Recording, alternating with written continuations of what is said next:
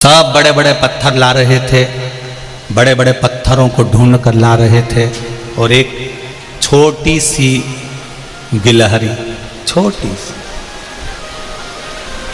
क्या कर रही थी?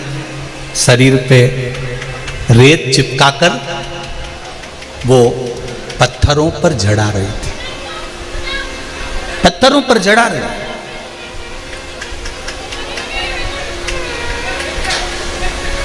अब पत्थरों पर रेत जड़ाई जा रही है। हनुमान जी ने गिलहरी को देखा और गिलहरी को देखकर हनुमान जी ने कहा, हे गिलहरी, हे इधर आ। गिलहरी हनुमान जी के पास गई। जब गिलहरी खड़ी होती है ना तो उसके दोनों हाथ यूं करते हैं और मुंडी यूं करती है। गिलहरी ने जैसे ही मुख यूं करा और हाथ यूं करे तो हनुमान जी इधर इधर। गिलहरी ने पूछा क्या है? गिलहरी के दो दांत आगे के। हनुमान जी को देख के हंस दी। हनुमान जी बोले, इतने सारे बंदर जा रहे हैं, तेरे को थोड़ी बहुत शर्म नहीं आई? कहीं दब दुबा गई? इतनी सी तो धरी है, पिचकड़ा निकल जाएगा तेरा। इतने में गिलहरी ने अपना दो दांत दिखाया और चल दी। हनुमान जी ने कहा, कितनी गजब की है, मुझे चिढ़ा रही है, मुझे चिढ़ा रही है, गजब। वो जैसे ही आगे बढ़ी तो हनुमान जी ने फिर बुलाया, सुन रही क्या? इधर आ। गिलहरी पीछे मुड़ के देखी, फिर चल दी। हनुमान जी उसके पीछे पीछे गए। अरे सुन रही है? गिलहरी ने फिर अपना हाथ ऊपर वाला जोड़ा, मुंडी नीचे करी, दो दांत दिखाए। हनुमान जी मन में सोचे, कितनी एबली पैदा हुई है, बताओ कितनी एबली है। मैं इसको बोल रहा हूं, बात कर रहा हूं, सुनने को तैयार नहीं है। फिर हनुमान जी ने गिलहरी को रोका, कितने बड़े बड़े बंदर निकल के जा रहे हैं, लोग कूद रहे हैं, तेरा पिचकड़ा निकल जाएगा, कोई तुझ पे पांव रख देगा, तुझे डर मन नहीं लग रहा? तुझे डर नहीं लग रहा? गिलहरी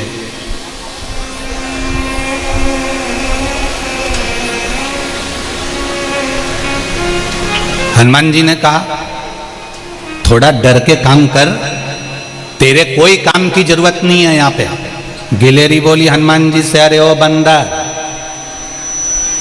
तुम अपना काम करो, हमें अपना काम करने दो। हमने तुमसे पूछा कि हम क्या काम करेंगे, या हमने तुमसे कहा कि तुम क्या काम करोगे? हम जो काम कर रहे हैं हमको करने दो, और तुम्हें जो काम करना है तुम करो।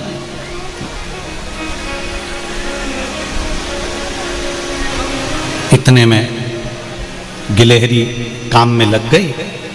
हनुमान जी एक बड़ा सारा पत्थर उठा के ला रहे थे और लाते लाते लाते लाते लाते लाते हनुमान जी कई पांव वो गिलहरी की पूंछ पे धरा दिया। अब कितने बच रहे थे? सारे बंदरों से हनुमान जी ने कह दिया था, ये तो पगली है, इसमें तो अक्ल नहीं है, इतनी सी होके यहां वहां घूम रही है, अभी कोई पाँव माम रखा जाएगा तो पिचकड़ जाएगी। और हनुमान जी का थोड़ा सा पाँव उसकी थोड़ी सी पूंछ पे रखा गया, पूंछ पे रखाया। अब गिलहरी चिल्लाई, ची ची ची ची। अब गिलहरी जब फंस जाती है तो ऐसी चिल्लाती, ची ची करे। हनुमान जी ने मन में सोचा, ये कौन चीख रहा है?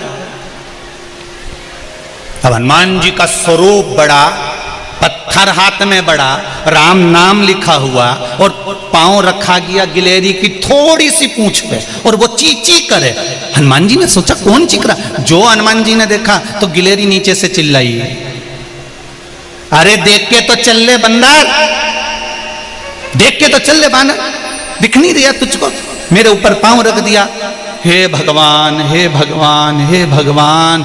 गिलहरी रोने लगी, आंख में आंसू भर गए, मेरी तो पूंछ तोड़ दी इसने, मेरी तो पूंछ तोड़ दी।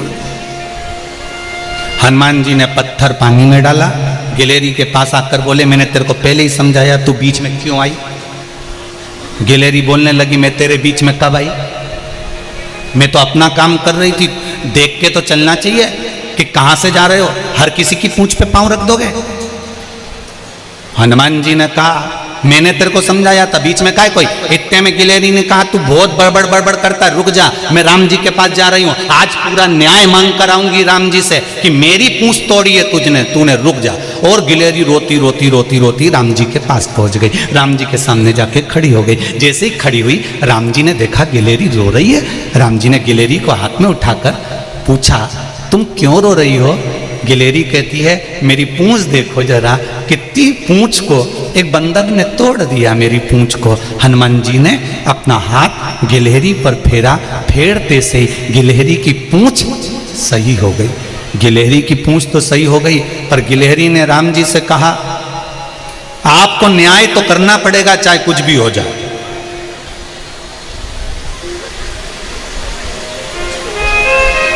आपको न्याय तो करना पड़ेगा। राम जी ने पूछा, क्या न्याय चाहिए? जिसने मेरी पूंछ तोड़ी है आप उसको बुलाओ। तो राम जी बोले, इतने सारे बंदर में किसने तेरी पूंछ तोड़ी? गिलहरी बोलती है, मैं उसको अच्छी तरह से पहचानती हूँ, बहुत बोलता है वो, मैं उसको अच्छी तरह से जानती हूँ, बहुत बोलता है और बहुत ज्ञान की बात करता है। अच्छा, मैं बुला के लाऊं उसको? राम जी ने कहा, जा बुला ला। और गिलहरी दौड़ के गई, अभी तो पूंछ दुख रही थी और अब दौड़ के गई। जब किसी की शिकायत करने का समय होता है ना, दो बच्चों को देखना, वो कितना ही रो रिया होगा और उससे कह दो, जा बुला के ला तेरे भाई को, दौड़ के और बुला के लिया आएगा। यही था। और गिलहरी गई और हनुमान जी को बुला के ले आई। हनुमान जी ने कहा, कहाँ ले जा रही है मुझको? गिलहरी कहती है, चलो तो जरा राम जी के पास, खूब सेंसा बनते हो ना, चलो जरा। और राम जी के पास लाकर गिलहरी को खड़ा कर दिया। राम जी ने कहा, हनुमान तुम? हाँ प्रभु। तुमने इसकी पूंछ पर पांव क्यों रखा? हनुमान जी बोले, पूछ लो, मैंने इसको कितना समझाया था, ये समझने को ही तैयार नहीं, बीच बीच में फुदक के उचक के आ जा रही। पांव रखा गया, इसकी पूंछ पर पांव रखा है। पर प्रभु अब तो ये ठीक हो गई ना, इससे पूछो कि ये मां कर क्या रही थी बार बार बार बार। इतने में गिलहरी राम जी से बोली, मैं बाद में बताऊंगी, पहले राम जी आप बताओ, इस बंदर में ज्यादा अक्ल है कि मुझ में ज्यादा अक्ल है? राम जी ने कहा, फंस गए। अब ये बानर में ज्यादा अक्ल कि मुझ में अक्ल? राम जी बोले, तू बता दे किस में ज्यादा अक्ल है? गिलहरी बोली, दुनिया के लोग कहते हैं अष्ट सिद्धि नौ निधि के दाता, काय की अक्ल इनमें? इतने बड़े बड़े पत्थर ला ला के पानी में डाल दिए, सारे पत्थरों का पुल बना दिया। वो पुल पर मेरे राम जी जब चलेंगे, उनके कोमल कोमल चरण में वो पत्थर गड़ेंगे, इसलिए मुझ में अक्ल ज्यादा है। मैं पानी में गीली होकर समुद्र की रेत को चिपकाकर पूरे पत्थरों पर बिखेर दे रही हूं, जिससे परमात्मा के चरण में वो पत्थर नाचे। अब गिलहरी बोली, बताओ किस में अक्ल ज्यादा है? राम जी बोले, तुझ में ही है, तुझ में ही अक्ल ज्यादा है। तो प्रभु मुझ में अक्ल ज्यादा है ना, तो न्याय करो न्याय करो न्याय करो।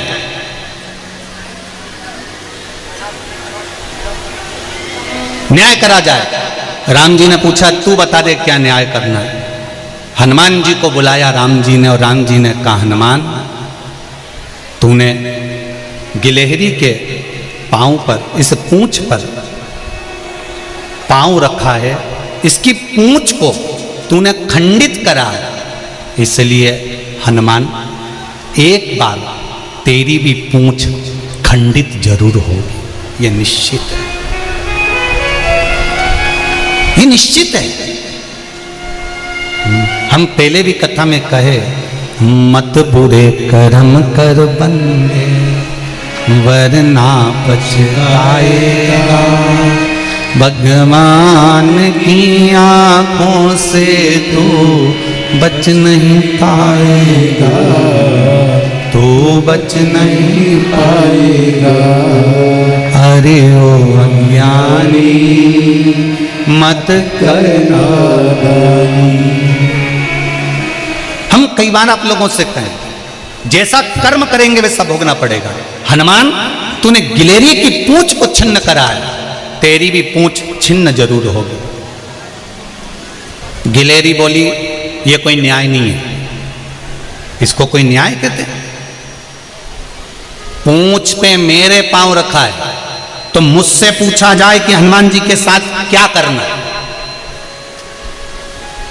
राम जी मन में सोचे कितनी तेज है ये। अच्छा बता क्या करना तू बता। गिलेरी बोली इसने मेरी पूंछ पे लात रखी थी, इसलिए राम जी आप हनुमान के सिर पे लात रखो। हनुमान जी के सिर पर राम जी आप लात रखो। हनुमान ने अपना सिर नीचे करा, राम जी ने लात रखी। हनुमान की आंख से आंसू बहने लगे। गिलेरी पास में आके बोली मेरी पूंछ पे लात रखी थी तो मैं भी रोई थी, तेरे सिर पे लात रखा ही तू भी रो रहा है। हनुमान जी कहते हैं गिलेरी आज तक परमात्मा ने अपना चरण मेरे मस्तक पर नहीं रखा था, तेरी कृपा से आज वो सिर पर रखा है। ये तेरी कृपा है, तेरी उदारता है, तेरी दया है जो प्रभु का चरण मेरे मस्तक पर रखा गया। हनुमान जी ने कहा प्रभु मेरी पूंछ भी खंडित होगी? हाँ, लिंग पुराण कहती है, स्कंद पुराण कहती है, शिव महापुराण कहती है, जब रामेश्वर धाम की स्थापना हो रही थी, हनुमान जी से कहा गया था जाओ कैलाश पर्वत से शंकर भगवान का एक स्वरूप शिवलिंग लेकर आओ। हनुमान जी कैलाश पर्वत गए शिवलिंग लेने के लिए। इतनी देर में ब्राह्मणों ने कहा मुहूर्त निकल रहा है, जल्दी से शिवलिंग की स्थापना करो। राम जी ने सोचा शिवलिंग की स्थापना, तो सीता जी से कहा तुम एक काम करो बालू रेत का शिवलिंग बना दो।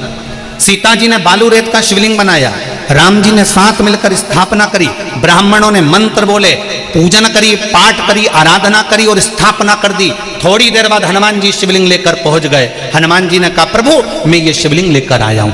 राम जी ने कहा ब्राह्मणों के कहने पर हमने बालू का शिवलिंग बनाकर स्थापना कर दी, रामेश्वर धाम की स्थापना हमने कर दी। हनुमान जी रोने लगे, प्रभु क्या ये कैलाश से लाया हुआ शिवलिंग नहीं रखोगे? भगवान कहने लगे अब तू बता। हनुमान जी कहने लगे प्रभु आपने तो मेरे साथ में छल कर दिया, मुझे कैलाश भेज दिया और अपनी स्थापना कर दी। हनुमान जी के शब्द सुने तो राम जी ने कहा एक काम करो इस शिवलिंग को हटा दो, तुम जो शिवलिंग कैलाश पे से लेकर आए हो वो रख दो। हनुमान जी ने कहा मैं अब भी रखता हूं। हनुमान जी ने शिवलिंग नीचे रखा, बालू मिट्टी के शिवलिंग को, रेत के शिवलिंग को हनुमान जी उठाने लगे। जब हनुमान जी रेत के शिवलिंग को उठाने लगे तो पूरी की पूरी पृथ्वी उछलने लगी। हनुमान जी ने देखा ये तो पूरी पृथ्वी उछल रही है। हनुमान जी ने देखा ये शिवलिंग नहीं उठ पा रहा। तब हनुमान जी को लगा ये ऐसे उठने वाला नहीं है। कपि का पूरा बल, बानर का पूरा बल उसकी पूंछ में होता है। तो हनुमान जी ने शिवलिंग को पूंछ से लपेट लिया और लपेट कर जब खींचा बालू के शिवलिंग को तो हनुमान जी की पूंछ खंडित हो गई, क्योंकि राम जी ने कहा था गिलहरी की पूंछ छिन्न हुई है तो तेरी भी पूंछ छिन्न होगी। हनुमान जी का नाम पड़ गया छिन्न पूंछ मस्त हनुमान। महाराज छिन्न पूंछ मस्त हनुमान। हनुमान जी ने देखा कि शिवलिंग नहीं हिल रहा। हनुमान जी से राम जी ने कहा तुम जो शिवलिंग लेकर आए हो वो ले जाकर एक दूसरे स्थान पर रख दो। हनुमान हम वर देते हैं, रामेश्वरम का दर्शन करने वाला यदि हनुमान जी के द्वारा लाए हुए शिवलिंग का दर्शन नहीं करेगा तो उसको रामेश्वर के दर्शन का फल नहीं मिलेगा। भगवान ने उस शिवलिंग का नाम हनुमतेश्वर शिवलिंग रख दिया, हनुमतेश्वर महादेव रख दिया। आप में से जितने लोग रामेश्वर गए होंगे, कौन कौन गया है रामेश्वर? गए हो? तो रामेश्वर से हनुमतेश्वर गए हो? रामेश्वर से हनुमतेश्वर शिवलिंग जाना पड़ता है। वहीं पर छिन्न मस्त हनुमान जी हैं जिनकी पूंछ छिन्न, पूंछ छिन्न हनुमान जी जिनकी पूंछ छिन्न है, उसी के पास में हनुमतेश्वर विराजमान।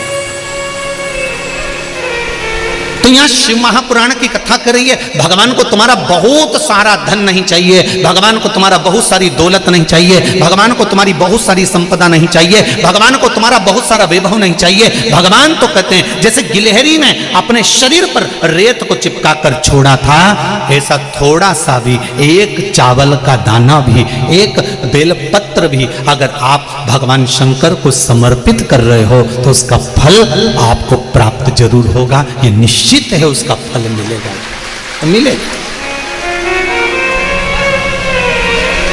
वो फल खाली नहीं जाएगा। आप शिव की आराधना में डूबे हो, शंकर की आराधना कर रहे हो,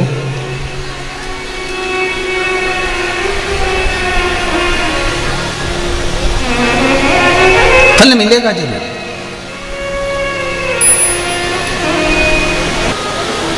बाल्यावस्था में थी और उस बाल्यावस्था में माता पार्वती जी ने शंकर भगवान को बहुत कुछ प्रदान नहीं करा।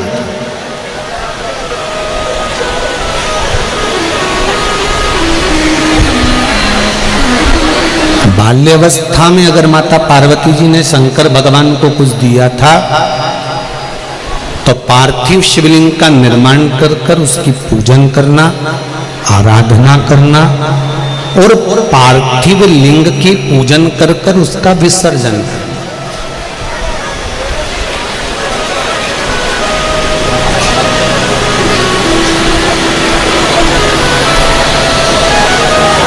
एक बात थोड़ा ध्यान दीजिएगा, 4 भाई, 5 भाई, 2 भाई, 3 भाई, अगर एक रसोई घर पर भोजन बन रहा है, एक रसोई घर में भोजन बन रहा है, तो पार्थिव लिंग का जो निर्माण है अगर घर का कोई एक व्यक्ति भी कर रहा है तो उसका पुण्य सभी को मिलेगा। जरा समझ लेना अच्छे से हो।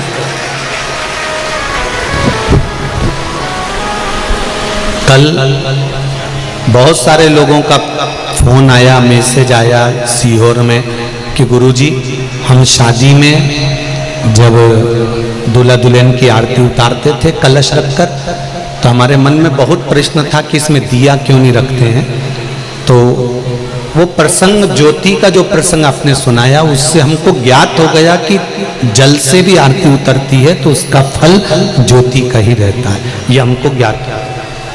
आज अपन स्मरण करें कि जो पार्थिव लिंग का जो निर्माण होता है वो सार्वजनिक रूप से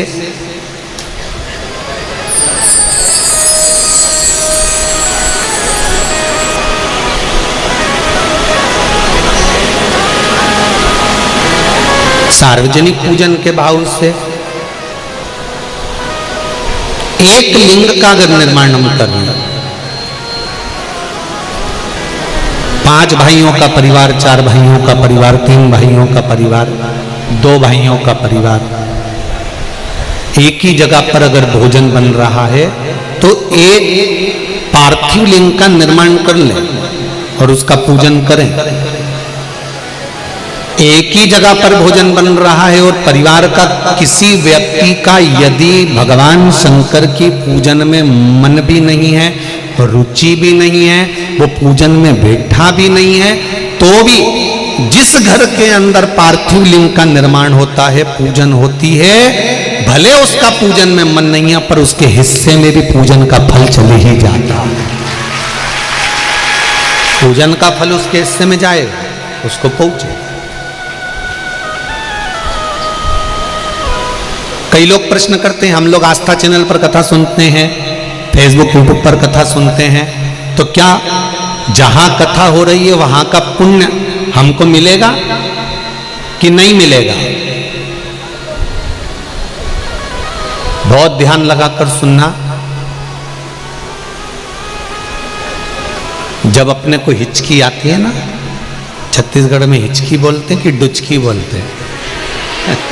हिचकी जब आती है तो माताएं कहती है मेरी बेटी याद कर रही है, बेटियां कहती है मेरी मम्मी याद कर रही है, कोई कहता है मेरे काका जी ने याद करा, कोई कहे मेरे मामा जी याद कर। अब हिचकी तुम्हें चली और याद तुमने कहा कि उसने मुझे याद किया। उसी तरह कथा भले भाटापारा में हो रही है, कथा भले शर्मा परिवार करा रहा, कथा भले भाटापारा की इस छत्तीसगढ़ की धरा पर हो रही है, पर पूरे विश्व में जितने लोग आस्था चैनल पर कथा सुन रहे हैं, फेसबुक यूट्यूब पर कथा सुन रहे हैं, ये निश्चित है दिल लगाकर अगर सुना है तो बाबा ने टीवी के सामने भी आपकी कामना को पूर्ण कर दिया, मोबाइल के सामने भी आपकी काम। एक पत्र आया है, देखिए।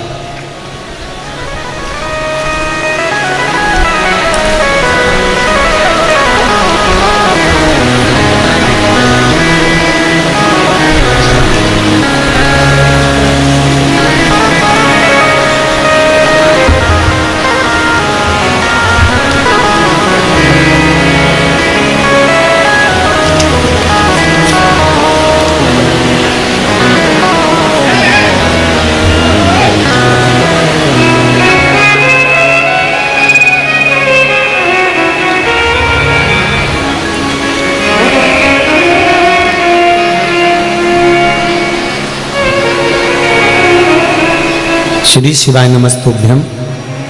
धर्म नगरी भाटापारा से मैं मोहिनी शर्मा, कहीं बैठी हो तो हाथ हिलाइएगा। मोहिनी जी शर्मा, गुरुदेव मेरी बेटी हिमानी शर्मा का कई सालों की कड़ी कोशिश के बावजूद भी नौकरी नहीं लग रही थी। हम हार चुके थे, तभी मैंने शिव महापुराण की कथा टीवी पर सुनी, पशुपतिनाथ का व्रत करना प्रारंभ किया। मैंने यह व्रत करने का निर्णय लिया, तब मैंने पशुपति व्रत करना प्रारंभ किया। फिर गुरुदेव मुझसे यह व्रत का फल ऐसा मिला कि दूसरे ही सोमवार को मेरी बेटी को इंटरव्यू के लिए कॉल आ गया और तीसरे सोमवार को उसकी नौकरी पक्की हो गई। ये शिव की कृपा आप ही हैं। हर हर महादेव। दोनों हाथ हिला दो एक बार। हर हर महादेव।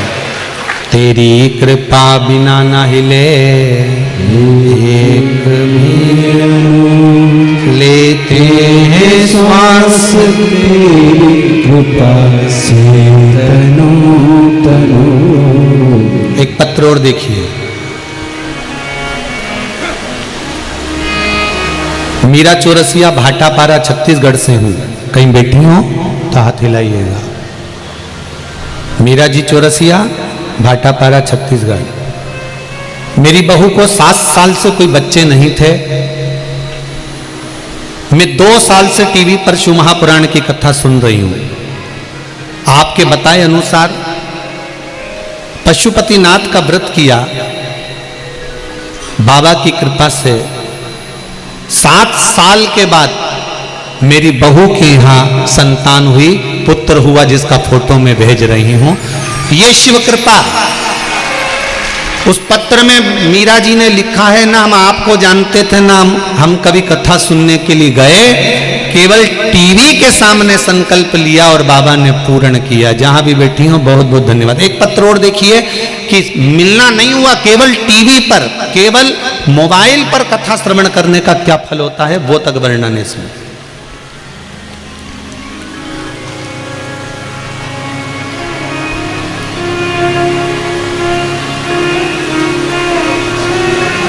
मैं भाटापारा से हूँ, मेरा नाम श्रीमती पद्मणी वर्मा है, कहीं बैठी हो तो हाथ हिला सकती हैं। पद्मणी, 10 साल पहले मेरी माँ की किडनी सिकुड़ गई थी। डॉक्टर ने दवाई देकर भेज दिया था, बाद में उनका पेशाब बंद हो गया था, खाना भी नहीं खा पाती थी, पूरा शरीर सूज चुका था, पूरा शरीर सूज गया था, कुछ भी शरीर के अंतर्गत क्रिया में नहीं था। तब 1 लोटा पानी और बेलपत्र चढ़ाना प्रारंभ करा। बाबा की कृपा देखिए गुरुजी, जैसे ही चढ़ाना प्रारंभ करा, लोटा भर जल और बेलपत्र चढ़ाना चालू करा और लोटा भर पानी चढ़ाकर थोड़ा सा पानी लाकर उसको पीना और बेलपत्र खाना चालू करा, मेरी माँ चक्कर खाकर नीचे गिर गई। चक्कर खाकर नीचे गिरी। कुछ देर के बाद जब उठी, जल का छींटा दिया। उठने के बाद उसको डॉक्टर के पास लेकर गए।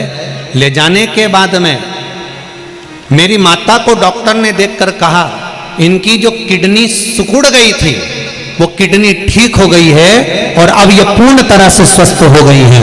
अब इनको कोई दवा की जरूरत नहीं है। उसमें लिखा है, गुरुजी हम तो घबरा गए थे जब हमारी माँ नीचे गिरी तो हमको लगा कि एकदम जल पिया क्या हो गया, पर भोलेनाथ जी को जो दिखाना रहता है वो 2 मिनट में कर कर दिखा देते हैं। ऐसा शिव है मेरा। जरूरी नहीं कि आप, और हम तो आपसे भी कहेंगे, आप दिल से उसको पुकारो, दिल से उसको बोलो, वो दिल से सुनता है। दिल से कितने कितने आप लोग आए हुए हो, 1 पंडाल 2 पंडाल 3 पंडाल, लाखों की संख्या में आए हो।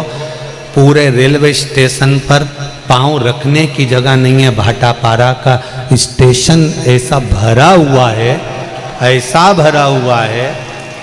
मैं चाहूँगा आस्था चैनल वालों के पास अगर स्टेशन के फोटो हों तो जरूर डालें कि रेलवे स्टेशन की स्थिति, वहाँ के रेलवे विभाग वाले कह रहे हैं गजब का भाटापारा में, ऐसी पब्लिक कभी नहीं देखी जिंदगी में जो भाटा।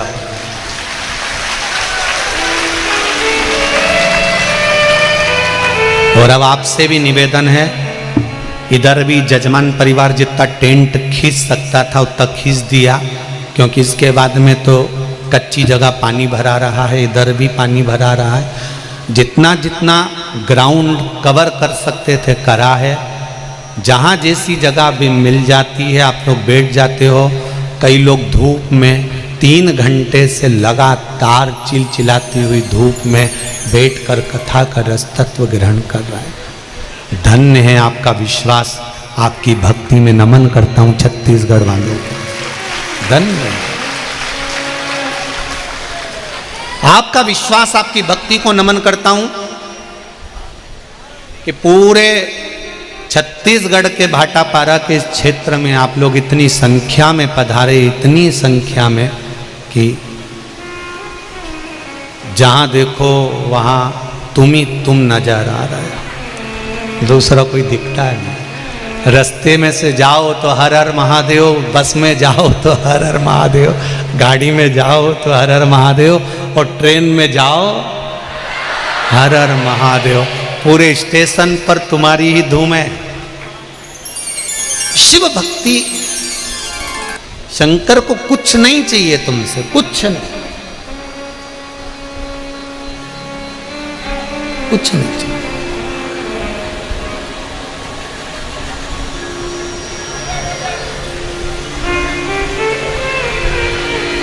कितनी शीतलता है छत्तीसगढ़िया, सबले बढ़िया। इतनी शीतलता है कि आप लोग जब रास्ते से जाते हो या कथा में आते हो तो कोई झगड़ा नहीं, कोई आवाज नहीं, बड़ी शांति से कथा श्रवण करते हो। वो तो थोड़े बहुत इधर खड़े होके यमराज के भाई होन चिल्लाते रहते हैं, वो बात दूसरी। पर धन्यवाद दूंगा मैं आपको, बहुत बहुत बहुत धन्यवाद। हजारों लोग रात्रि को यहाँ पर रुकते हैं। शर्मा परिवार को धन्यवाद दूंगा, उनकी व्यवस्था शर्मा जी आपने बहुत सुचारू रूप से करी है, उसके लिए बहुत बहुत धन्यवाद, बहुत बहुत धन्यवाद। बार बार ये नहीं आ पाएंगे, बार बार ये नहीं आ सकते। तुम इनको अपने रिश्तेदारों को 50 बार फोन लगाकर बुलाओगे तो नहीं आएंगे, पर आज भाटापारा के एक एक घर में रिश्तेदार भरे हैं, बिना बुलाए शिव जी ने भेजे हैं, शंकर जी से। इनको बुलाओगे तो नहीं आएंगे, फोन लगाओगे तो नहीं आएंगे, निमंत्रण पत्रिका देकर आओगे तो नहीं आएंगे। केवल शंकर के कहने पर, शिव के कहने पर आप इतनी संख्या में आए हो, बहुत बहुत बाबा की कृपा है, बाबा की दया, करुणा, उदारता है जो आपकी जिंदगी में शंकर समाया है, शिव है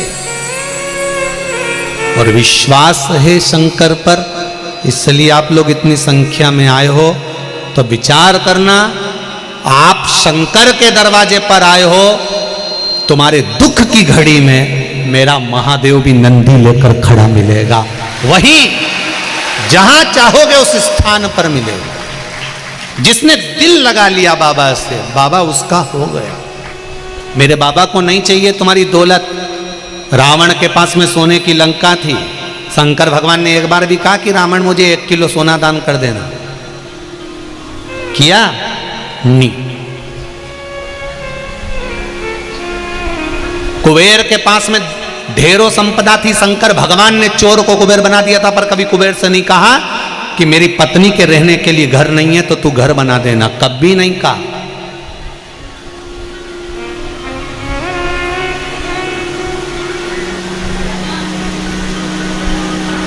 एक शब्द नहीं कहा भोलेनाथ जी ने कि मुझको ये चाहिए। उल्टा रावण आया और मांग कर ले गया, उल्टा कुबेर आया और मांग कर ले गया।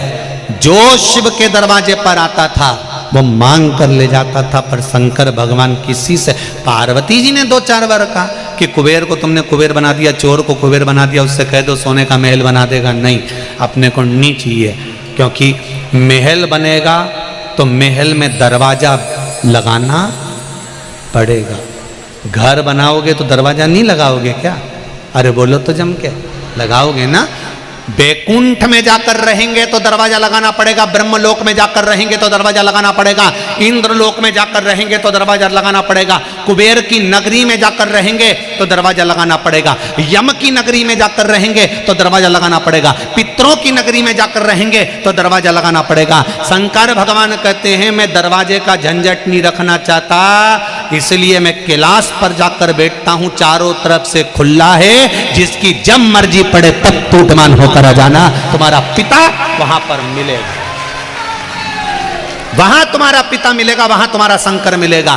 शंकर के दरवाजे पर दरवाजे का कोई काम नहीं, इसलिए पार्वती से कहा मुझे नगरी में नहीं रहना, मुझे नगर में नहीं रहना, मुझे किसी घर में नहीं रहना, मुझे किसी मोहल्ले में नहीं रहना, मुझे किसी महल में नहीं रहना। शंकर जी कहते हैं मुझे तो तुम्हारा मन पड़े ऐसी खुली जगह में रख दो, क्योंकि मैं कैलाश पर रहने वाला हूँ, खुले में रहता हूँ, मेरे पास में दरवाजे का काम नहीं है। द्वार कोई बंद करे मुझे पसंद नहीं, द्वार कोई खोले मुझे पसंद नहीं। शंकर कहते हैं मेरे पास में न कपट है, न पट है, ना झंझट है, तुम तो आओ लोटा भर जल चढ़ाओ चले जाओ। कई लोग कहते हैं जल चढ़ाने का समय क्या होना चाहिए? शिव महापुराण की कथा कहती है बाप के पास जाने का कोई समय नहीं होता, माँ की गोद में बैठने का कोई समय नहीं होता, और परमात्मा का भजन करने का कोई समय नहीं होता। तुम मन पड़े तब शिव का स्मरण करो, शंकर का भजन करो।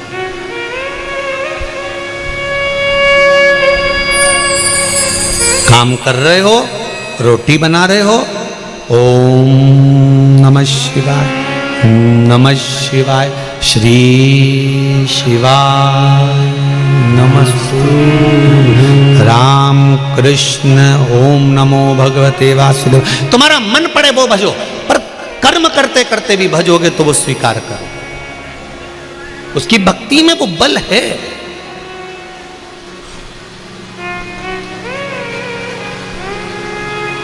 एक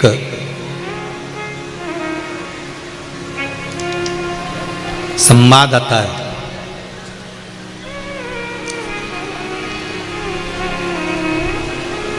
इंद्र की सभा में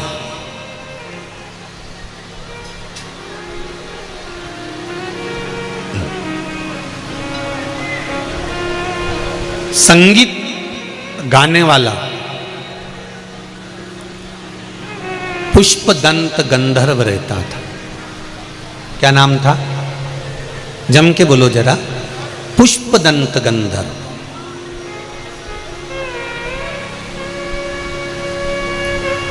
इंद्र की सभा में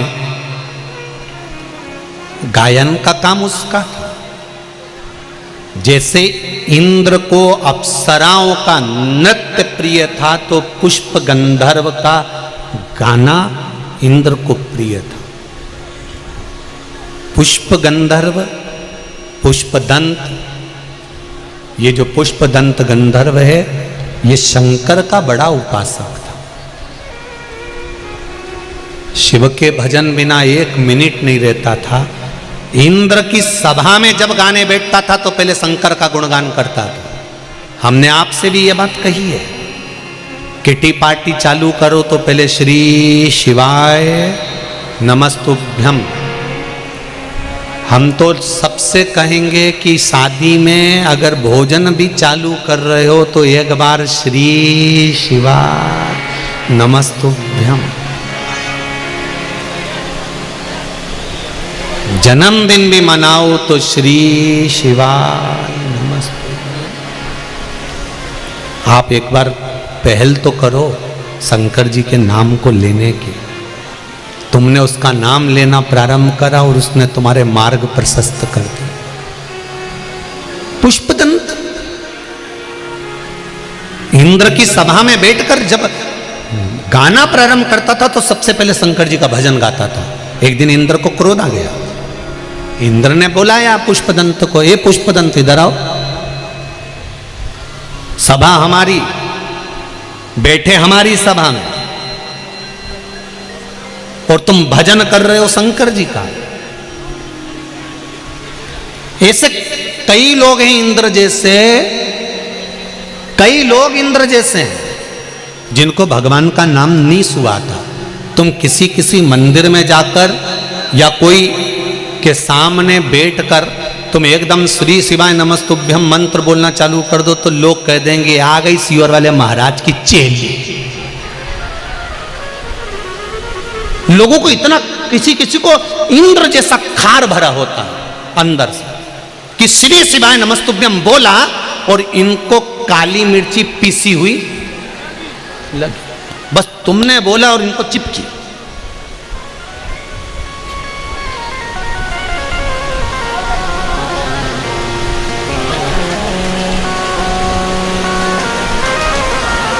इंद्र के सामने जैसे ही पुष्पदंत ने शंकर का भजन गाया, भजन गाते से ही इंद्र को क्रोध आया। और इंद्र को क्रोध आया और इंद्र ने कहा सभा हमारी और हमारी सभा में तुम शंकर का नाम ले रहे हो।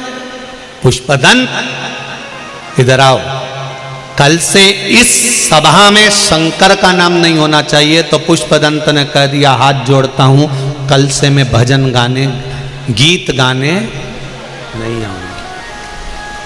जिस भजन में राम का वो भजन को गाना चाहिए। जहाँ शिव के नाम को जपाना जाए उस जगह पे जाना चाहिए। जहां शंकर का नाम नहीं हो, शिव का गुणगान नहीं हो, शिव नाम नहीं हो, शंकर की भक्ति नहीं हो, ऐसी जगह पर मुझे नहीं जाना, मैं नहीं जाता।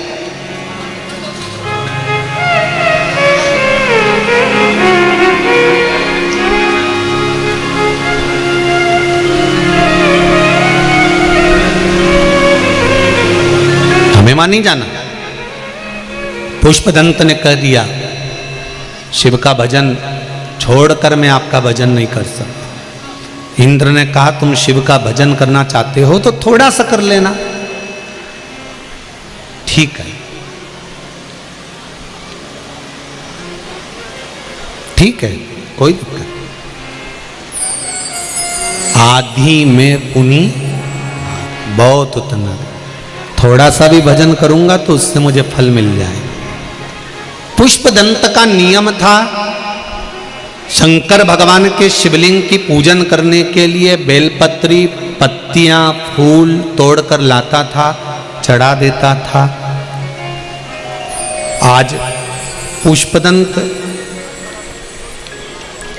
फूल पत्ती लेकर जा रहा था और बीच में एक नगर पड़ गया। उस नगर का राजा का नाम था चित्ररथ।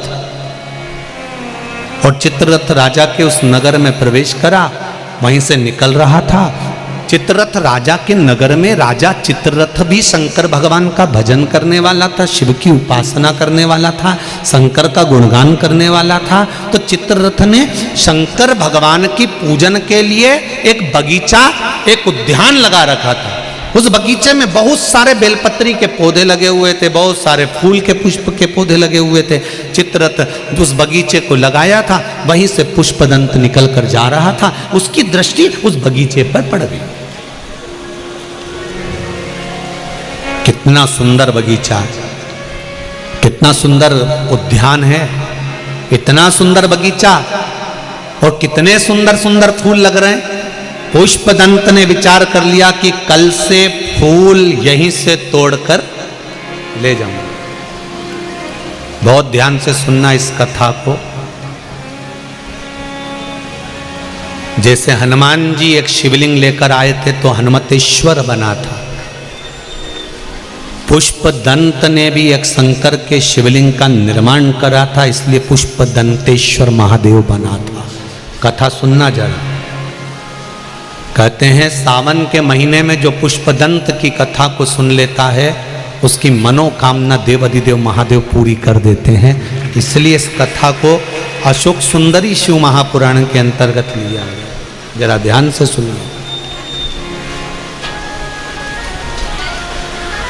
पुष्पदंत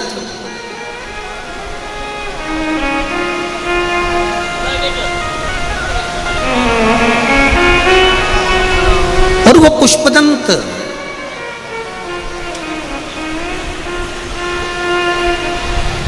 स्वामी जी आए हैं, एक बार जोरदार ताली बजाकर स्वागत करें। शिवरी नारायण में भी स्वामी जी से मिलना हुआ था। एक कुर्सी ऊपर लगा दो बाबा, एक कुर्सी ऊपर लगा दो।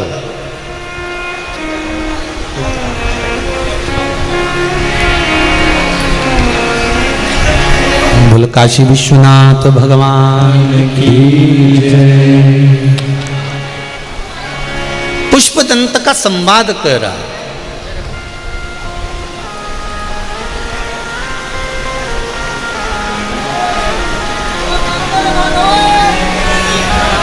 पुष्पदंत का संवाद कहता है कि पुष्पदंत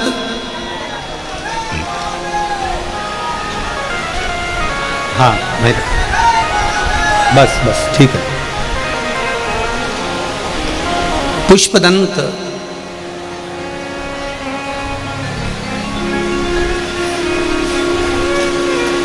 जिन्होंने उद्यान को देख लिया और उद्यान देखकर, बगीचा देखकर पुष्पदंत ने ये विचार कर लिया कि अब मेरे को ये पुष्प यहां से लेकर जाना। शिव महापुराण का चरित्र कहता है कि भगवान शंकर को एक बेलपत्र चढ़ाओ मना नहीं है, पर शिव जी को बेलपत्र जब चढ़ाना जब किसी बगीचे में, किसी एकांत में, किसी मंदिर के पास में या कहीं जिंदगी में एक बार बेलपत्री का पौधा आपने लगाया हो। जब कहीं एक पौधा लगाओ तो एक बेलपत्र चढ़ाने के हकदार बनते हो आप। अभी बारिश का समय चल रहा है, पूरे देश विदेश में जितने लोग बैठे हुए हैं, विश्व के जितने लोग शिव महापुराण की कथा सुन रहे हैं, सबसे करबद्ध निवेदन करूंगा, ये बारिश के महीने में घर में एक पौधा गमले में लगाओ बेलपत्री का, उसको बड़ा करो। बड़ा करने के बाद जैसे बेटी को बड़ा कर कर अपन उसकी शादी करते हैं, ऐसे ही बेलपत्री के पौधे को बड़ा कर कर फिर किसी बगीचे में जाकर लगा कर आओ तो उसका फल अधिक प्राप्त होगा। बेलपत्री के पौधे को पहले बड़ा करो। आपकी और हमारी आदत इतनी बुरी है कि 10 रुपए 50 रुपए का पौधा खरीद लाते हैं, तुरंत जाकर बगीचे में वृक्षारोपण के लिए फोटो खिंचवाने के चक्कर में लगा देते हैं। वो थोड़े दिन तक तो अच्छा रहता है, महीने 2 महीने बाद सूख जाता है, उसका कोई महत्व नहीं। ऐसा पैसा बर्बाद करने से कोई मतलब नहीं। ऐसा धन बर्बाद करने से कोई मतलब।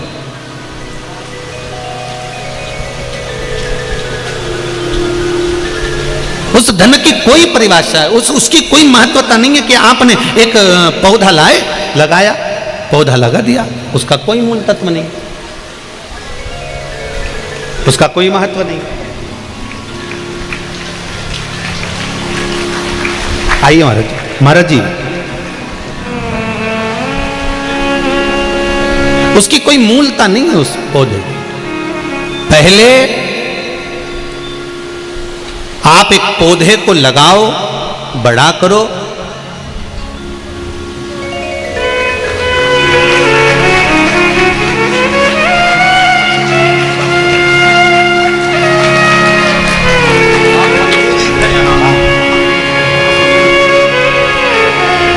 पहले उस पौधे को बड़ा करो, और बड़ा करने के बाद आप उस पौधे को लगाएंगे तो उसका एक सुख, उसका एक आनंद आपको प्राप्त हो, उसका एक रसतत्व आपको प्राप्त हो। पुष्पदंत ने बगीचा देख लिया, उस बगीचे से पौधे से पुष्प लेकर जाता, पत्तियां लेकर जाता, शंकर भगवान की आराधना करता, पूजन करता, अर्चना करता, रोज प्रतिदिन पुष्पदंत पत्तियां और फूल तोड़कर ले जाता।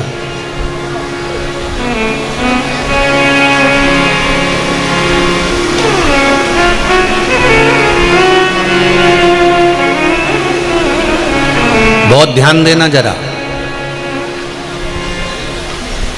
जिसके भी घर से बेलपत्र तोड़ कर ला रहे हो, जिसके भी घर से फूल तोड़ कर ला रहे हो, पहले घर के मालिक को एक बार बोलना जरूर कि हम आपके बगीचे से 2-4 फूल लेकर जाते हैं, शंकर जी के मंदिर जाते हैं, बेलपत्री तोड़ कर ले जाते हैं, आपको दिक्कत तो नहीं है, आपको कोई परेशानी तो नहीं है।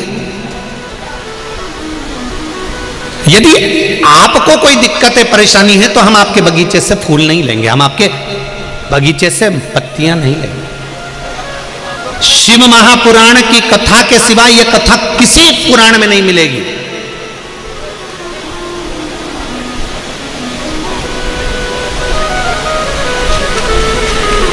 किसी पुराण में यह नहीं लिखा कि भगवान का चढ़ा हुआ भगवान को वापस दे दो, पर शिव पुराण की कथा कहती है, स्कंद पुराण कहती है कि शंकर भगवान पे चढ़ी हुई बेलपत्र धोकर वापस शंकर भगवान पर चढ़ा दो।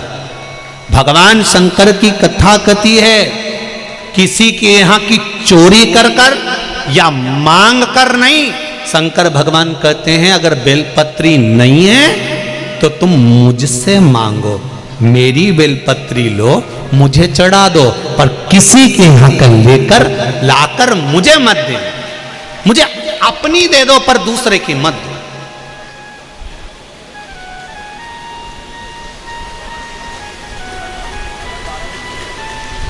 ये तो शर्मा परिवार कथा करा रहा है। हम जहां जहां कथा करने जाते हैं, जजमान जब कथा लेते हैं, चाहे समीर जी, चाहे आशीष जी, चाहे आकाश जी, कोई भी बात करे तो हम एक बात इन लोगों को कहकर रखे हैं कि यजमान परिवार से इतना जरूर कहना, कथा करवाओ मना नहीं है, पर कर्जा लेकर नहीं, किसी से 1 रुपया प्राप्त कर कर नहीं, या किसी का दिल दुखाकर कथा मत करवाना। भगवान भोलेनाथ जी से कहना पहले तू झोली भरकर भर देना, उसके बाद कथा करवाना, उससे कहो।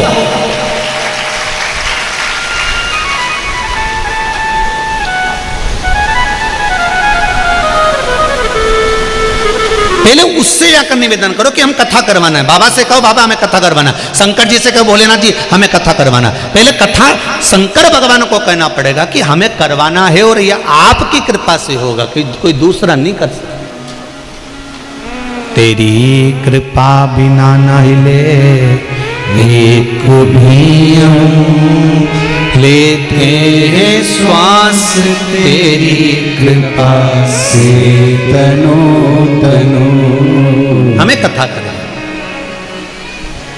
पुष्पदंत ने पूछा नहीं चित्ररथ से, राजा चित्ररथ के बगीचे में से फूल तोड़कर लाता था।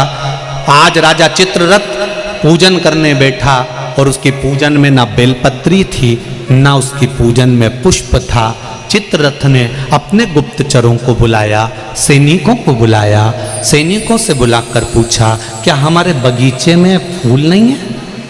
क्या हमारे बगीचे में पत्तियां नहीं है? क्या हमारे बगीचे में बेलपत्र नहीं है?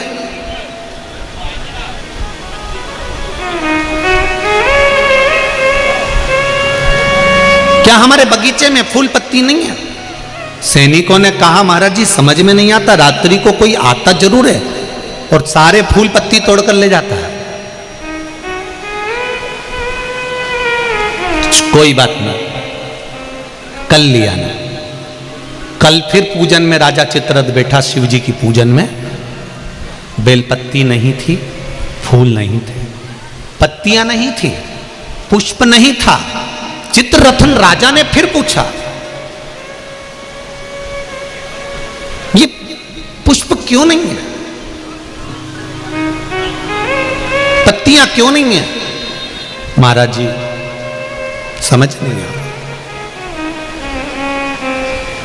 फूल पत्ती चली कहां गई, फूल पत्ती कहां जा रही है, हमको समझ में नहीं आ रहा। रात भर हम भी रहते हैं, रात भर चौकीदारी करते हैं, पर दिखता ही नहीं है जो लेकर जाता है। पुष्प दंत शंकर भगवान की इतनी आराधना करता था कि एक बार माता पार्वती जी का जो स्थान है, आपको कथा में वर्णन करें कि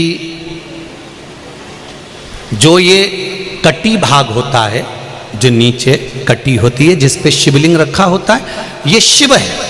ये कटी भाग माता पार्वती का स्थान है। पुष्पदंत की आदत थी शंकर भगवान को जल चढ़ाकर कटी भाग पर हस्त फेर कर कटी भाग को कंकु आदि चंदन आदि लगाकर पूजन करता था। तो एक बार माता पार्वती जी प्रसन्न हो गई थी।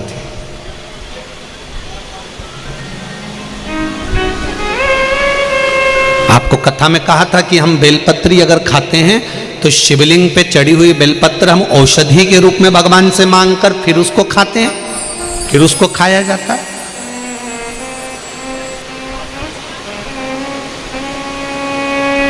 अशोक सुंदरी पे चढ़ी हुई बेलपत्र को नहीं खाया जाता। बेलपत्र अशोक सुंदरी पर अगर दुर्वा चढ़ी है, क्या चढ़ी है? दुर्वा। हाँ, कोई कोई तिथि ऐसी होती है, कोई कोई वार ऐसा होता है कि अशोक सुंदरी पे चढ़ी हुई बेलपत्र का भी हम सेवन कर सकते हैं। पर जहां तक हो शिव तत्व के लिए अगर औषधि के लिए पा रहे हैं तो शंकर जी के स्पर्श की होना चाहिए, वो भी औषधि के लिए मांगे।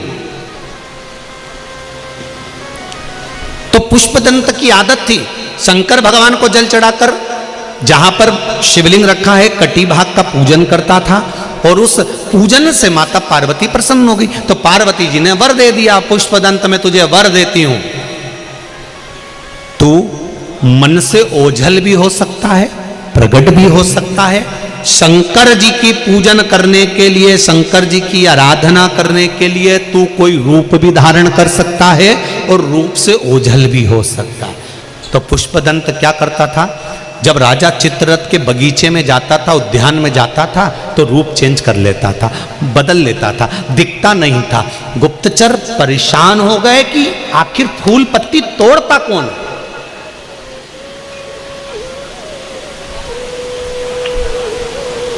फूल पत्ती को लेकर कौन जाता?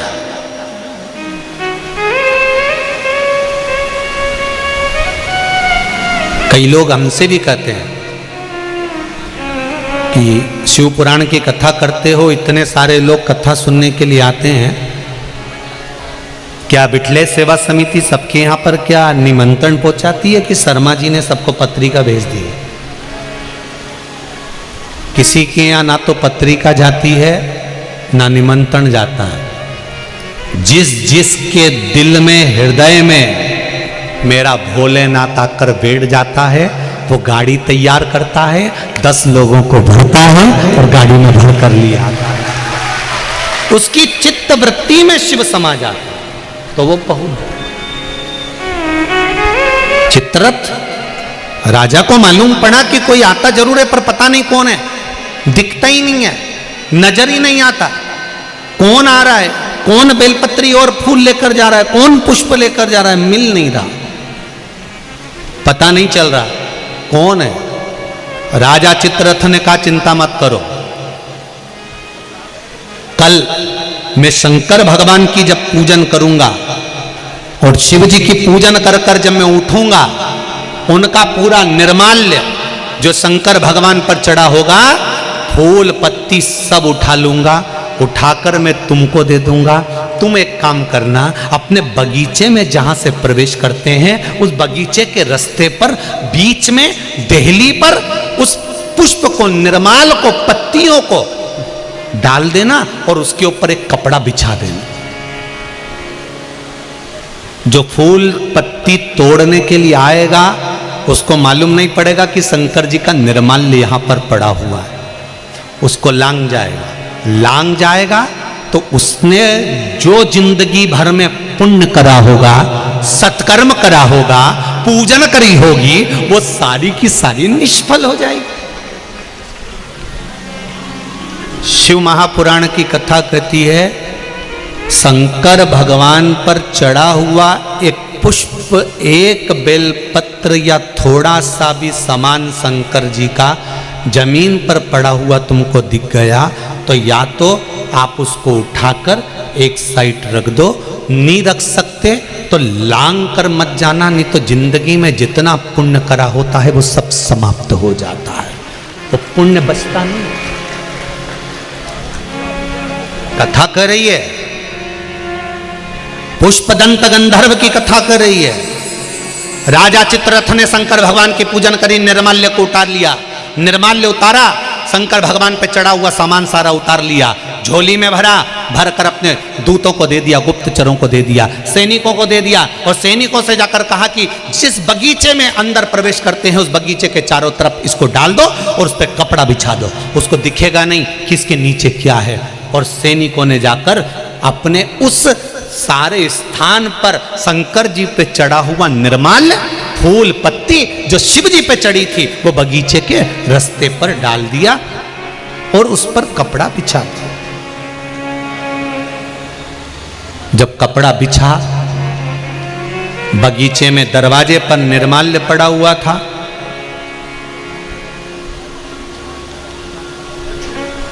पुष्पदंत रात्रि को आया, उसको नहीं मालूम कि शंकर जी पे चढ़ा हुआ निर्माल्य पत्ती फूल यहां पड़ा हुआ है, वो लांग गया। लांगते से जैसे ही लांगा, लांगते से उसका पूरा पुण्य समाप्त हो गया। पुण्य समाप्त हुआ, पुष्पदंत का जैसे ही पुण्य समाप्त हुआ, समाप्त होते से ही राजा चित्ररथ ने उसको पकड़कर कहा, रे पुष्पदंत, गंधर्व होकर फूल की चोरी करता है, पत्ती की चोरी करता है, तेरे शरीर में कष्ट भोगने के लिए रोग उत्पन्न होगा। पुष्पदंत का शरीर बेकार होने लगा, आंख से आंसू बहने लगे,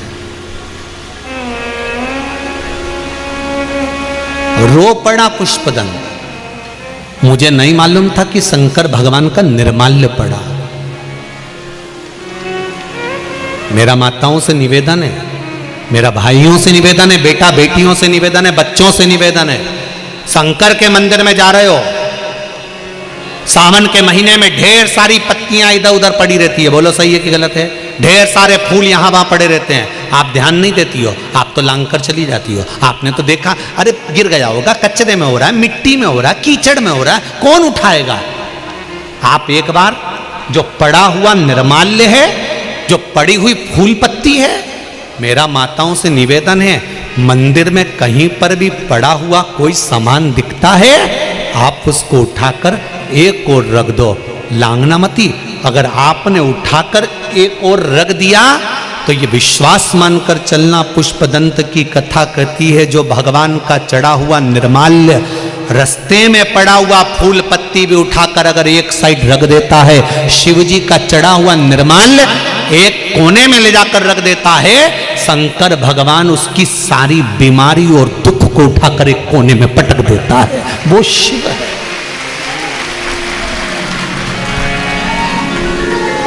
उस निर्माल्य को लांगा नहीं जाता।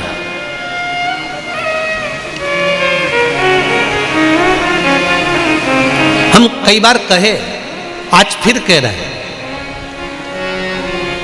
आज फिर कह रहे हैं आपसे, शंकर भगवान को जल चढ़ाने के बाद थोड़ा सा जो जल तुम लेकर आती हो, उस जल को घर पर जब छींटते हैं ना, तो उससे ना जाने कितने दुख, कष्ट, रोग, बीमारी, तकलीफें, या किसी ने अपने ऊपर कुछ कर भी दिया हो, तो वह शंकर भगवान पर चढ़ा हुआ जल का मात्र छींटा दे देने से हमारे घर से दुख और तकलीफें बाहर निकल जाती है। शिव के जल में वो फल है। पुष्पदंत की कथा करिए, निर्माल्य मात्र रखा था, मात्र निर्माल्य बिछाया था और कपड़ा डाल दिया, उसको लांग गया तो पुष्पदंत का पुण्य चले गए। विचार करिए।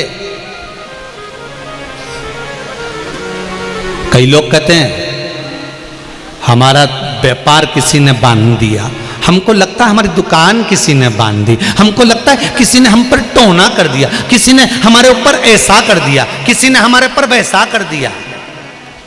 हम कहते हैं तुम ही मिले थे। लोगों की इतनी बड़ी बड़ी वो अंबानी जी की फैक्ट्री चल रही, उन पे किसी ने टोना नहीं करा, टाटा बिरला पे किसी ने टोना नहीं करा, तुम्हारी छोटी सी दुकान पे टोना करेगा?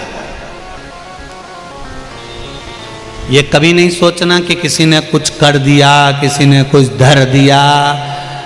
ये तो मेरे बाबा की मर्जी है, उसका भजन करो, वो अपने आप सब समाप्त कर देगा और भगवान की भक्ति में लगे रहो, उससे बढ़कर कोई सुख नहीं मिल सकता। ये टोना और टोनी के चक्कर में रहोगे तो जिंदगी बर्बाद हो जाएगी। शिव का भजन करो, शमशान में रहने वाले का स्मरण करोगे तो कोई टेंशन है ही नहीं। क्या चिंता?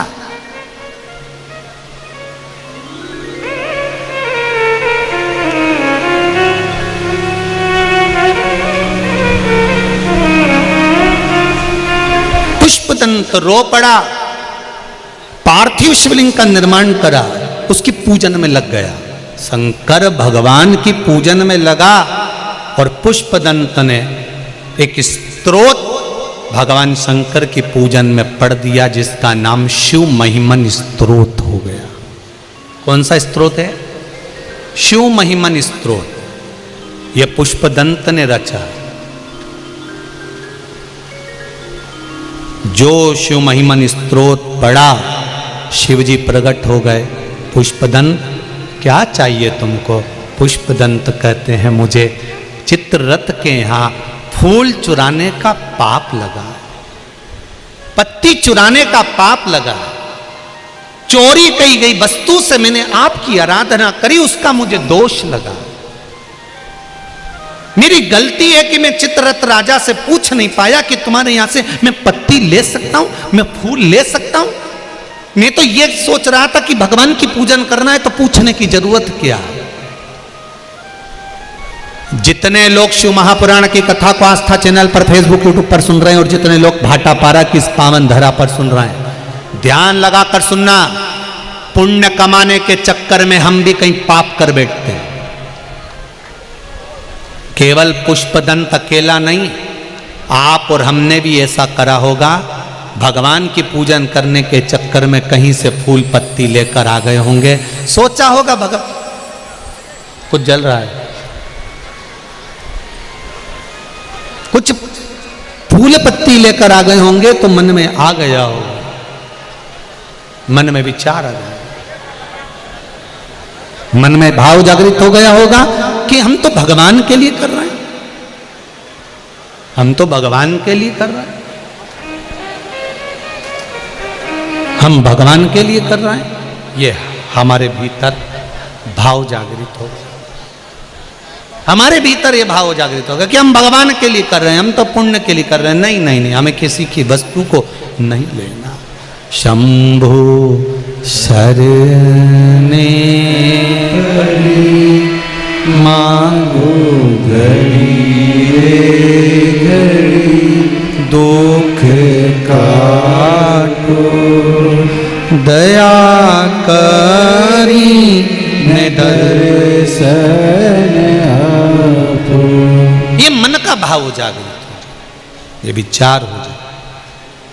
भगवान पुष्पदंत ने जब भगवान शंकर के पार्थिव शिवलिंग का पूजन करा, स्मरण करा, शंकर भगवान का सुमहिमन स्तोत्र का पाठ करा, शंकर भगवान सामने प्रकट हो गए, शिव सामने आ।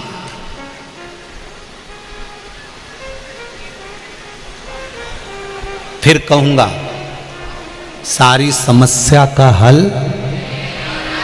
जरा जम के बोलो, सारी समस्या का हल। और वो एक लोटा जल का सियोर वाला महाराज क्यों बोला? क्योंकि जल तुम्हारे घर का होगा तो चोरी का इल्जाम भी नहीं लगेगा, अपना समर्पित कर। किसी दूसरे का जल नहीं है, अपना जल, अपने घर का जल। हमने कई बार कथा में कहा है कि हमें मंदिर का भी अगर जल लेना है, मंदिर का अगर लोटा उठाया है, मंदिर की बाल्टी में से पानी भरकर चढ़ा रहे हो, तो मंदिर में पहले कुछ रुपया दान पेटी में डालो, तब मंदिर का लोटा लो, मंदिर का तब पानी लो, मंदिर का तब जल लीजिए, तब मंदिर का जल।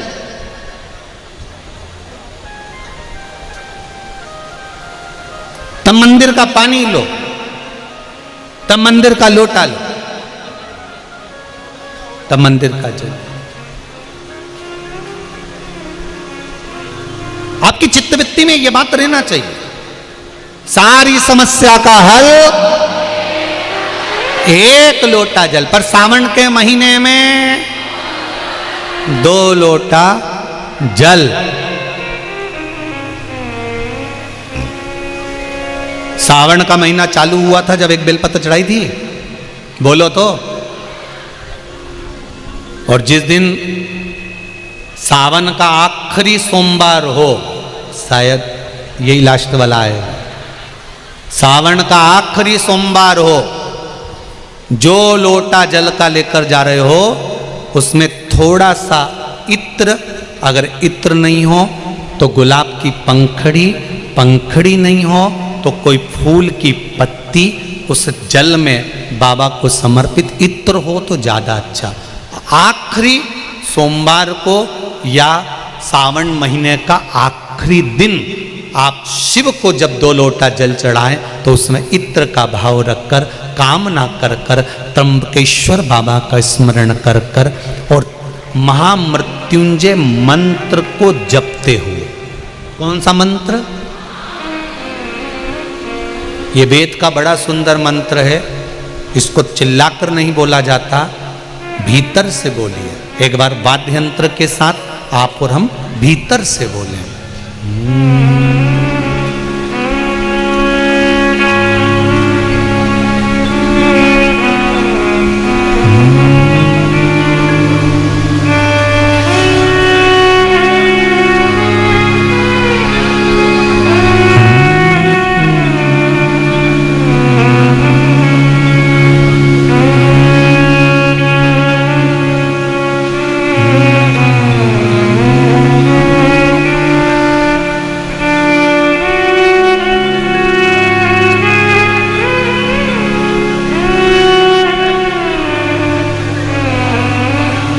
महामृत्युंजय मंत्र का स्मरण करके अपना परिवार, अपना घर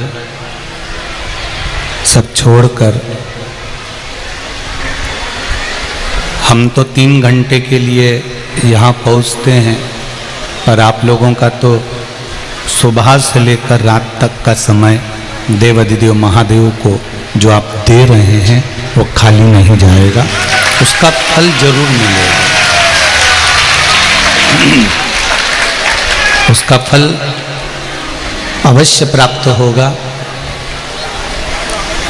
किसी भी भाव से, किसी भी तरह से आप भगवान का नाम ले रहे हैं, भगवान का भजन कर रहे हैं, भगवान का कीर्तन कर रहे हैं, भगवान का स्मरण कर रहे हैं, उसका फल आपको मिलना जरूर है।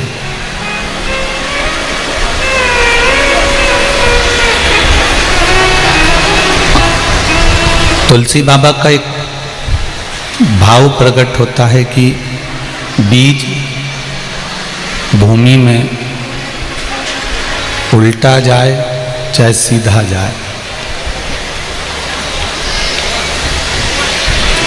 जमीन में अगर वो बीज गया है तो अंकुरित जरूर होगा, उसका पौधा, उसका वृक्ष जरूर लगेगा। उसी तरह अगर शिव महापुराण की कथा को आपने किसी भी रूप में श्रवण करा है, कैसे भी श्रवण करा है, तो ये निश्चित है कि उसका फल मिलेगा जरूर, कैसे भी प्राप्त हो पर प्राप्त होगा।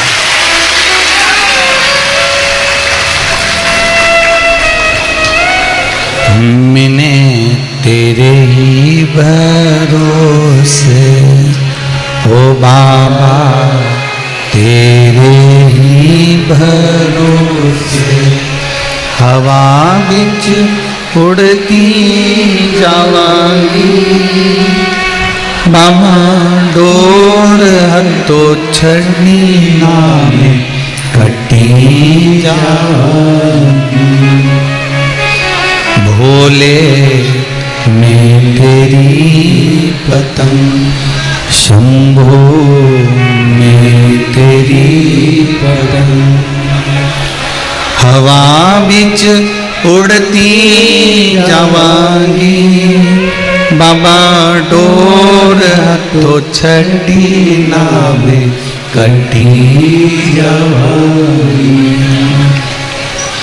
शिव कथा कह रही है, भगवान शंकर का संवाद कह रहा है, शिव महापुराण की पावन कथा कह रही है, भगवान शंकर का चरित्र कह रहा है कि जीवन में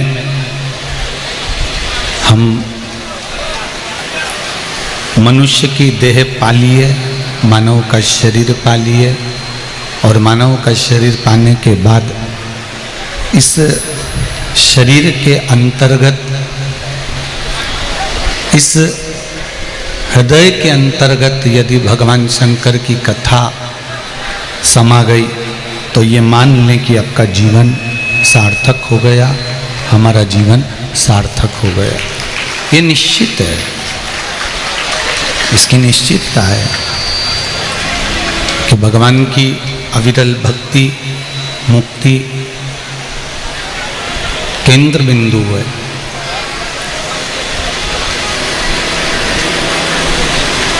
जैसे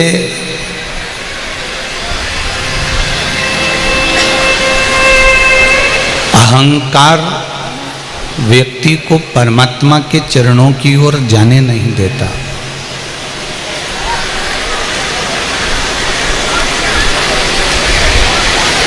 अहंकार भगवान की ओर बढ़ने नहीं देता। जिस जिस समय पर आप भगवान की ओर बढ़ने का प्रयास करते हैं, अहंकार आपको वहां जाने से रोकने लगता है। अभिमान भगवान के पास जाने से रोकने लगता है। पर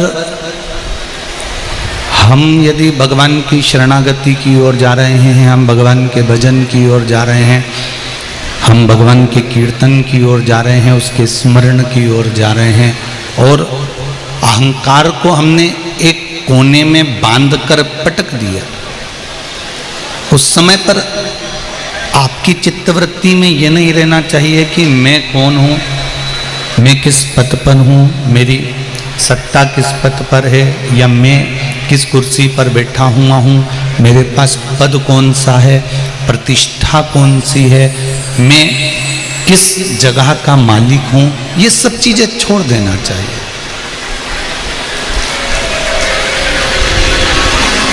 इन चीजों का स्मरण नहीं होना चाहिए। और जब ये अहंकार के विचार, अभिमान के विचार, अभिमान की सत्ता के भाव, अहम के भाव दूर हटकर हम भगवान की शरणागति की ओर जाते हैं, तो उसका जो फल है, उसका जो रस तत्व है, वो एक अलग ही हो जाता है। मन और मकान, इन दोनों की सफाई, इन दोनों को साफ करना बहुत जरूरी है।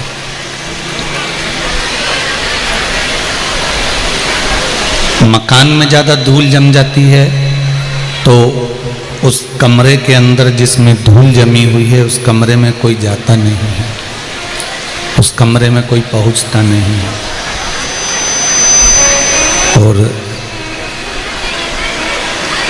मन में अगर धूल जम गई, मन के भीतर अहंकार की अगर धूल जमी है, तो उसमें भी परमात्मा प्रवेश नहीं करता, उसमें भगवान नहीं आता।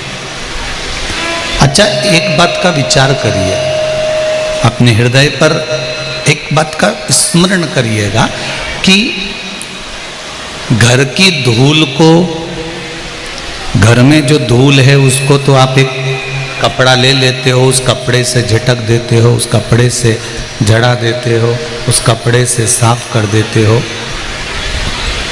पर जो भीतर की धूल है, अपने अंदर की जो धूल है, उसे किस कपड़े से झड़ाओ? तो शिव महापुराण की कथा कहती है, वो कपड़ा कोई दूसरा नहीं होता जिससे धूल जड़ाई जाती है, अहंकार की। अहंकार की धूल को झड़ाने के लिए गुरु की वाणी का जो कपड़ा होता है, उससे सारी धूल अपने आप जड़ जाती है। गुरु की वाणी की जो धूल है, गुरु की वाणी का जो कपड़ा है, उससे अहंकार, काम, लोभ, वासना, तृष्णा, आसक्ति, ये सारी धूलें धीरे धीरे धीरे धीरे समाप्त हो जाती हैं। आप उससे समाप्त कर सकते हैं।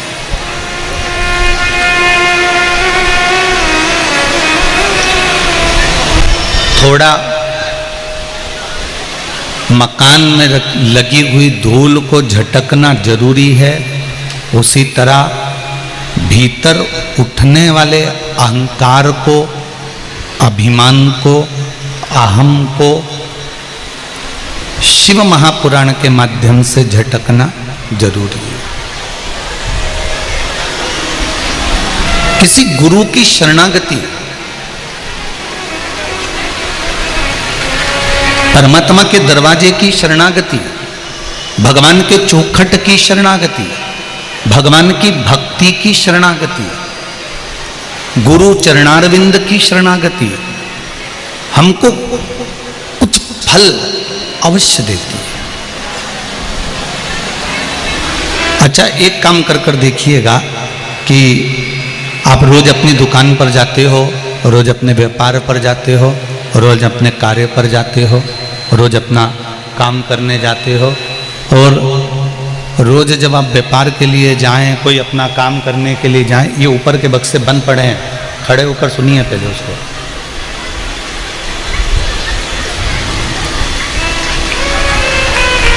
आप रोज व्यापार के लिए जाएं, या आप अपने काम के लिए जाएं, या आप दुकान के लिए जाएं, जिस भी कार्य के लिए आप जा रहे हैं, जिस भी कार्य के लिए आप पहुंच रहे हैं, रोज आप जिस रास्ते से जाते हैं उस रास्ते से जाओ, मना नहीं है। जब आपको लगे कि मेरी दुकान ठीक नहीं चल रही, मेरा यह कार्य सफल नहीं हो रहा, मेरा यह कार्य पूर्ण नहीं हो रहा, तब आप एक काम करो, मार्ग दूसरा बदल लो, और जिस मार्ग में शंकर जी का मंदिर पड़ता हो, जिस मार्ग में शिवालय पड़ता हो, शिव मंदिर पड़ता हो, भगवान शंकर का द्वार पड़ता हो, उस रास्ते से निकलकर जाना प्रारंभ कर दो, भगवान की केवल कृपा की दृष्टि पड़ना प्रारंभ हो जाएगी तो दुकान भी चलना प्रारंभ हो जाएगी। आप उसका मार्ग पकड़ लीजिए, आप उसका पथ पकड़ लीजिए, आप उस मार्ग पर चलना प्रारंभ कर दीजिए। जब आप भगवान के मार्ग की ओर चलना प्रारंभ कर देंगे, भगवान के पथ से जाना प्रारंभ कर देंगे, तो अपने आप आपका कार्य सफल होना प्रारंभ हो जाएगा।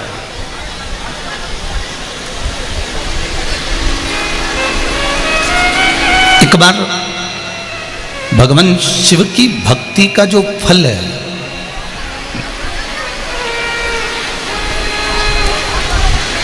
पहले भी कथा में कहा, ये जरूरी नहीं है कि आप शंकर भगवान पे एक लोटा पानी चढ़ाने रोज जाएंगे, और दबाव में जाना भी मत ही। कल कथा में कहा था कि कोई आपको डराए, कोई आपको धमकाए, कोई आपको चिल्लाए कि मंदिर जाओ, उससे नहीं जाना।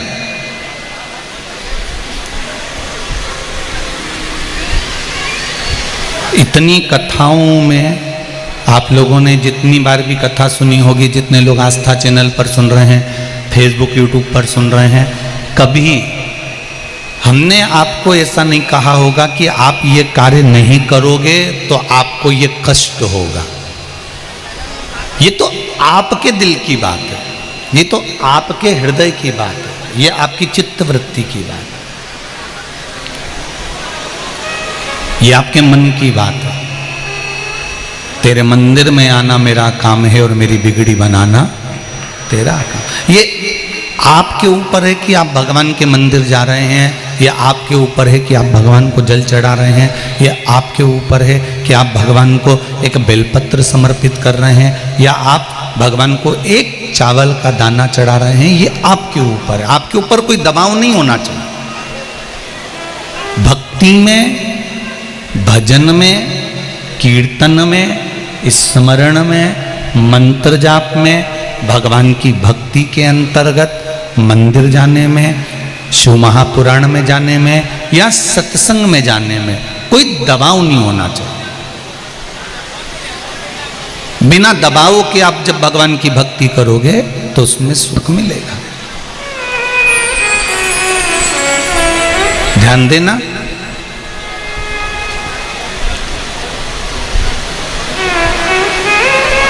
धन होगा, पैसा होगा, गले में सोने की चेन या मंगल सूत्र पड़ा होगा, तो चोर की नजर जरूर पड़ती है। आप सुंदर होंगे, बहुत सुंदर दिख रहे होंगे, तो लुच्चों की नजर जरूर पड़ती है। और यदि गले में सोने की चेन है, मंगलसूत्र है, धन है, तो चोर की दृष्टि पड़ गई। सुंदरता थी तो लुच्चों की दृष्टि पड़ गई। और अगर मुख में श्री शिवाय नमस्तुभ्यम है तो शिव की दृष्टि जरूर पड़ती है। ये निश्चित है। आपने पंचाक्षर मंत्र जपा नमः शिवाय, आपने षडाक्षर मंत्र जपा ओम नमः शिवाय, आपने द्वादशाक्षर मंत्र जपा ओम नमो भगवते वासुदेवाय, आपने 2 अक्षर का मंत्र जपा राम, आपने 2.5 अक्षर का मंत्र जपा कृष्ण, आपने श्री शिवाय नमस्तुभ्यम मंत्र को जपा। जो तुम्हारा मन पड़े उस मंत्र का स्मरण यदि तुमने करा है, उस मंत्र का जाप यदि तुमने करा है, तुम्हारा चित्त में जो मंत्र अच्छा लगे, तुम्हें जो अच्छा लगे। सनातन धर्म में सबसे बड़ी आनंद की बात तो यह है कि जैसे बफेट में जाते हैं ना पार्टी में, तो गुलाब जामुन, इमरती, जलेबी, छम्मक, लड्डू, ये वो बहुत सारा सामान रखा रहता है। तुम्हें जो अच्छा लगे वो खाओ, जो चीज अच्छी लगे उसको 2 बार खाओ। तुम बफेट में गए हो तो किसी ने मना करा कि तुमको नहीं ये तो एक ही बार खाना पड़ेगा, ये तुमको केवल एक बार खाना? नहीं नहीं, अगर बफेट है तुम्हारा मन पड़े तुम उस चीज को 2 बार खाओ, 3 बार खाओ, 4 बार खाओ, 5 बार खाओ। यहाँ तो बफेट लगा हुआ, सनातन धर्म में भी बस यही बात का स्मरण करना है। तुम चाहे राम कहो, तुम चाहे कृष्ण कहो, तुम चाहे शिव कहो, तुम चाहे द्वादशाक्षर बोलो, तुम चाहे पंचाक्षर बोलो, तुम चाहे षडाक्षर बोलो, तुम चाहे श्री शिवाय नमस्तुभ्यम बोलो, ये मंत्र तुम्हारे मन का होना चाहिए। हृदय जिस भाव से तुम जप रहे हो, चित्तवृत्ति से जप रहे हो, उस मंत्र की प्रबलता तुम्हारे भाव से होती है। आप जिस हृदय से, जिस भाव से जपोगे, वो मंत्र उतना बलवान हो जाता है और मंत्र उतना फल देना प्रारंभ कर देता है। आप दिल से जपो, मन से जपो।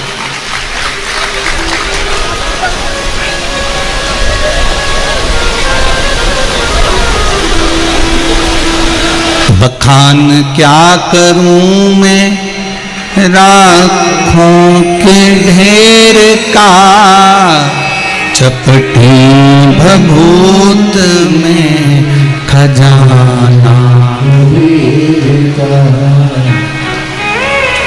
हे गंगाधार मोती द्वार ओंकार तू, बोले ओंकार तू, आयो शरण तिहारी शंभुतार।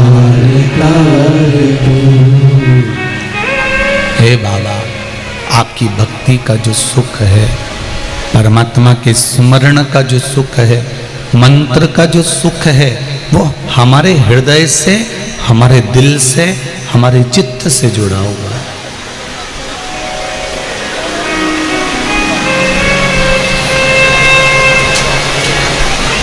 शिव तत्व कह रहा है,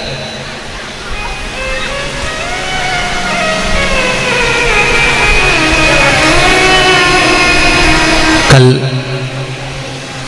परम पूज्य गोस्वामी 1008 तुलसीदास बाबा की जयंती महोत्सव था।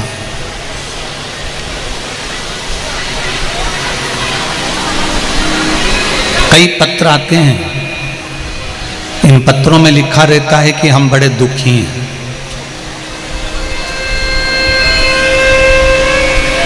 कई पत्र में लिखा रहता है कि हमारी जिंदगी में ये तकलीफें चल रही है। कई पत्र में लिखा रहता है कि गुरुजी आप हमारे दुख का कोई निवारण कर सकते हो क्या? तो पहले तो हम आपके हाथ जोड़कर क्षमा मांग लें कि ना तो हमको ज्योतिषी आती है, ना हमको कोई मंत्र आता है, ना हमको कोई तंत्र आता है, और ना हमको कोई ऐसी विद्या आती है कि घुमा के फूंक मार के फेंक दें और तुम्हारा दुख मिट जाए। ये भी नहीं है। ना हमारे पास में कोई बेल है, ना हमारे पास में कोई भभूति है। हमारे पास में तो ये शंकर की शिव महापुराण की कथा है और शंकर का नाम है, श्री शिवाय नमस्तुभ्यम है, और एक लोटा जल सारी समस्या का हल है। इसके सिवाय हमारे पास में कुछ भी नहीं।